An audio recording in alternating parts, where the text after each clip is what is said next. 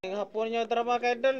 Balik na sa ta mga kaidol. Mga nang watakapos kapot tungkol sa mga kakulian. Mga natay gimbuhaton bitaw. O delete na ta mga magkapos.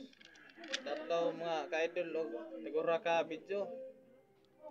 O ni mga kaidol na nata sa Jewel 1-2 mga kaidol.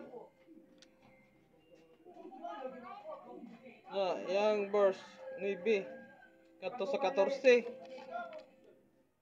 Musulong sila sa siyudad, mangatkat sa mga parel, manaka sila sa kabalayan, magi sa mga bintana daw kawatan.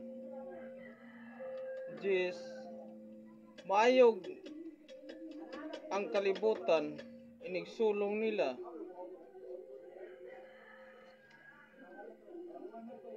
Og mukurog ang kalangitan, mungit-ngit ang adlaw, og ang bulan, og dili na mudanag ang mga bituon.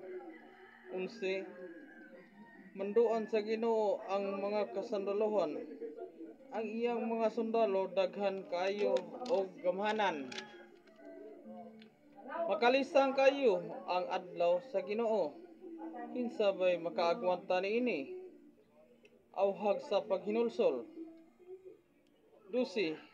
Nag-ingon ang Ginoo apan bisan karon paghinulsol kamo sa kinasingkasing ug balik kanako nga magpuasa, maghilak ug magbangutan. 13.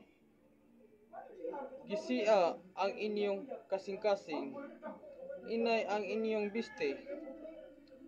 Balik sa Ginoo ang inyong Dios, kay maluloy-on siya kayo, mapailubon og matinud-anon sa saad.